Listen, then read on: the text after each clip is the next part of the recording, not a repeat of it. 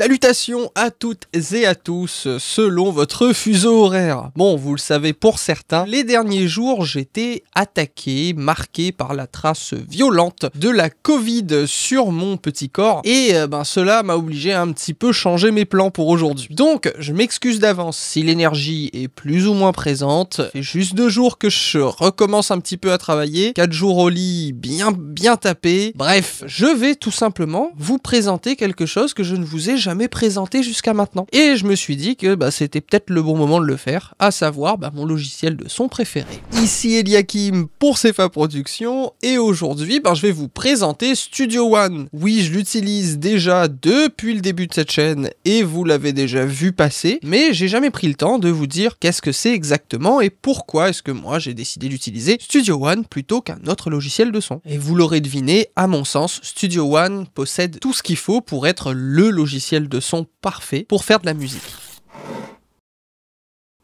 Commençons donc par un petit tour du propriétaire. Studio One est donc un DAW, Digital Audio Workstation, réalisé par la compagnie Presonus. La toute première version du logiciel date du 27 septembre 2009, et moi personnellement, j'utilise Studio One depuis la fin de la version 2, début de la version 3. Studio One, c'est donc un DAW comme il y en existe plein d'autres, Pro Tools, Cubase, Ableton, etc., à la différence de quelques concepts qui personnellement m'ont attiré, comme par exemple celui du drag and drop. L'interface de Studio One est pensée, conçue de façon à ce que tout ou presque fonctionne en drag and drop. Que ce soit choisir un effet pour le mettre sur une piste, ajouter un instrument à notre timeline, ou alors même exporter des presets MIDI par exemple qu'on voudrait réutiliser, et tout fonctionne en drag and drop. On prend le preset MIDI, on le glisse à droite dans le chutier et tadam, on peut le sauvegarder comme ça. Par ailleurs, Studio One, ou plutôt Presonus, a collaboré avec une très grosse marque, à savoir Celemony, qui sont derrière Melodyne, le logiciel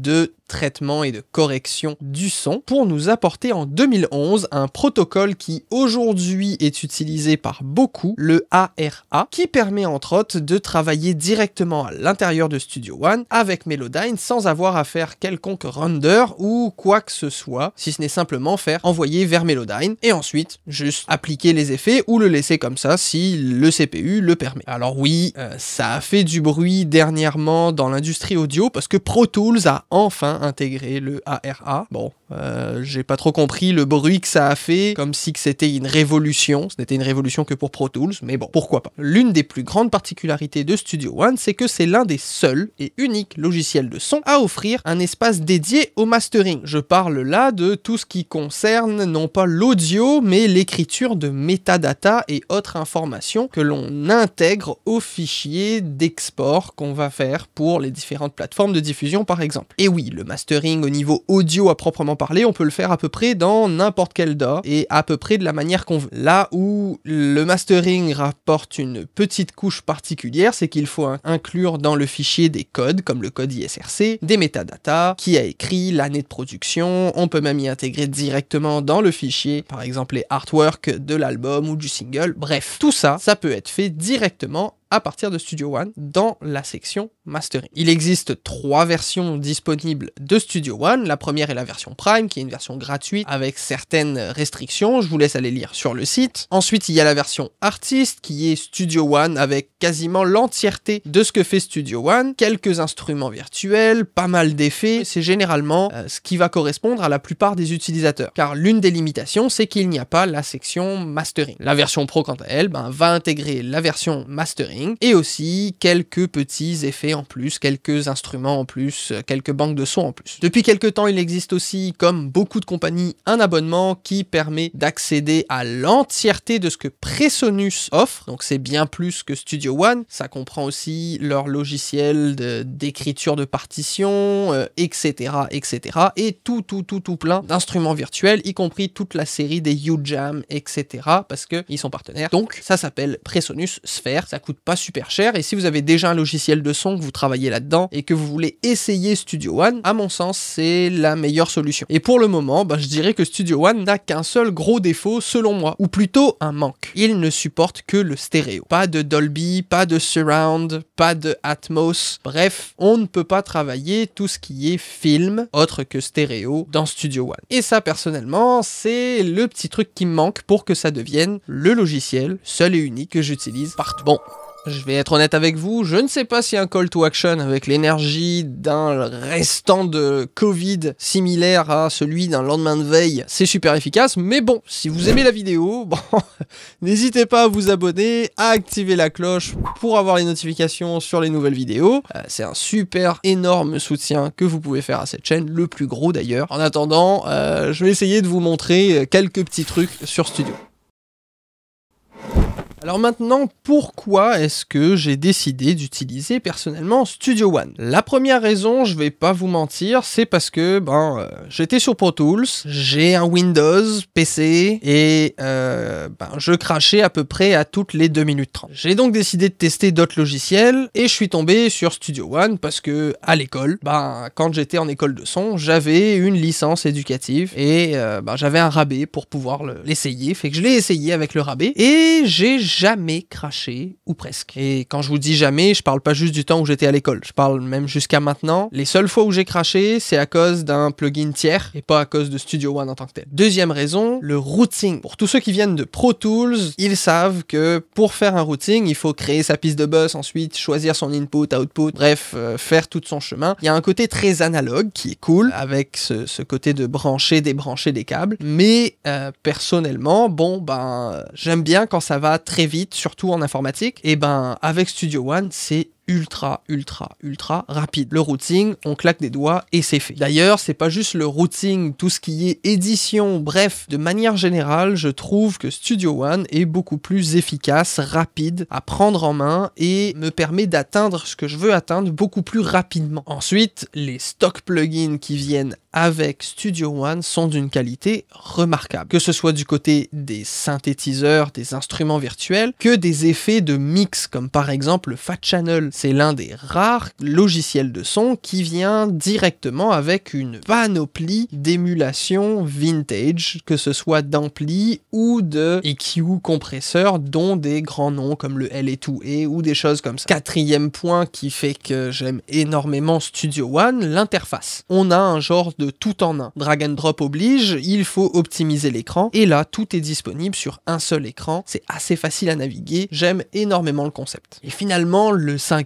et le point le plus important, en vrai, je sais pas trop pourquoi, mais je l'aime Studio One, littéralement. J'aime travailler avec Studio One, je me sens à l'aise, je me sens bien, je me pose pas de questions quand je travaille, j'ai pas à réfléchir à qu'est-ce que je vais faire, je le fais, un point, c'est tout. Et parfois, la première raison pour laquelle on utilise un logiciel, c'est justement parce que, c'est pas trop, mais on l'aime plus que les autres, pour aucune raison valable. Là, c'est ça. Pourtant, j'en ai utilisé plein des logiciels. Cubase, Ableton, Reason, Reaper, bref, tout plein. D'ailleurs, Reaper, je continue à l'utiliser pour des contrats, mais uniquement pour tout ce qui concerne le cinéma. Mais bon, fini le blabla, allons voir un petit peu de quoi Studio One est capable. Je vais vous présenter quelques petits éléments, bien sûr, pas tout, ou du moins pas tout de suite, parce que pour ceux qui ont l'œil, nous avons une playlist qui s'appelle les secrets de Studio One, et forcément quand il y a playlist, c'est qu'il y a plusieurs vidéos. Donc je vais commencer par quelques instruments. Je vais donc commencer avec Impact XT qui est le drumpad de Studio One. C'est un drumpad tout ce qui est de plus classique. On peut loader ses propres samples directement via drag and drop depuis l'un des menus ici par exemple, ou alors utiliser l'un des presets. Personnellement j'ai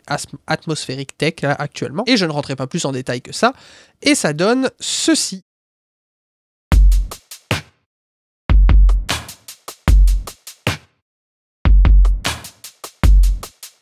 Ensuite, je vous présente MyTy, qui est le synthétiseur à oscillateur de Studio One. Donc c'est deux oscillateurs qui nous permettent de créer différents sons, soit en utilisant des presets, soit en y allant nous-mêmes directement. Ici par exemple, c'est le preset d'un Polysaint qui m'a permis de faire une petite ligne mélodique.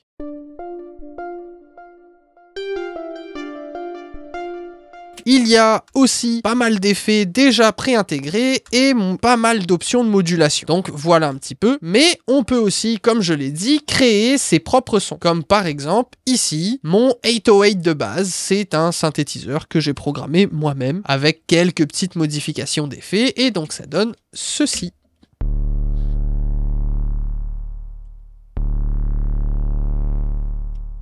bien gras, bien lourd. Et enfin, troisième instrument que je vous présente de Studio One, eh bien c'est Presence. Presence, qu'est-ce que c'est? C'est un synthétiseur, mais qui lui est basé sur une série de samples. Donc vous allez avoir différents instruments déjà émulés, comme par exemple des violons, des choses comme ça, mais vous pourriez aussi recréer un peu vos propres choses, travailler vos sons. Bref, il y a différents filtres et le même nombre de modulations que sur MyTy, avec différents effets disponibles, et ça ressemble à ça.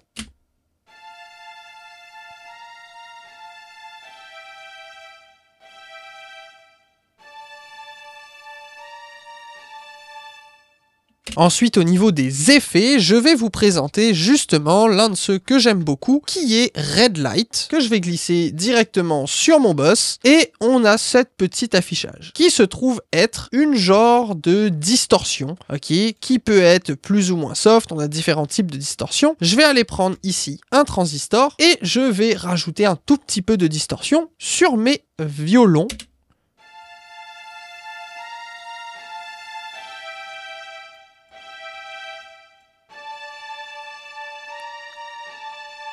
Pour ajouter un petit peu de caractère, si on écoute avant.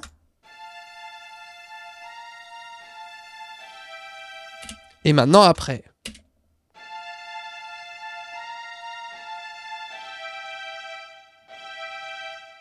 Je trouve ça vraiment cool comme petit plugin. Et deuxième plugin que j'aime énormément dans Studio One, qui est certainement l'un de mes préférés, c'est le Fat Channel. Le Fat Channel, qu'est-ce que c'est? C'est un channel strip, ok, comprenant un gate, un high pass, et ensuite un EQ, un compresseur, puis un limiteur. Ou alors, on inverse le compresseur et l'EQ, sachant qu'au niveau de l'EQ et du compresseur, eh ben, on a le choix. Soit on a un EQ standard, soit on a une des émulations vintage, analogues, là, qui sont disponibles avec Studio One Pro. Et au niveau des compresseurs, bah, c'est la même chose. On a différentes options disponibles. Là, par exemple, j'ai utilisé ce superbe petit EQ pour faire passer le kick de ça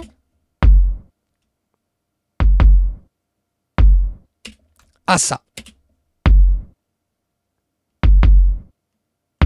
Voilà, donc relativement subtil comme changement de son, mais dans l'ensemble, ça rend le kick un petit peu plus présent, un petit peu plus punchy. Et maintenant, la prod au complet.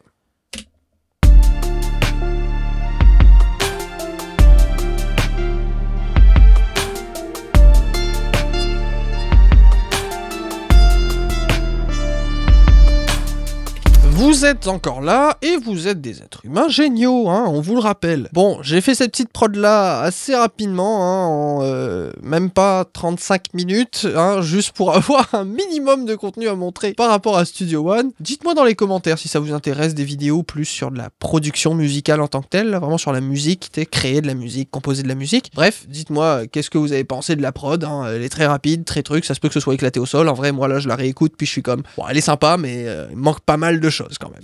Donc bref, merci beaucoup, c'était Eliakim pour CFA Productions, salutations à toutes et à tous selon votre fuseau horaire, ciao.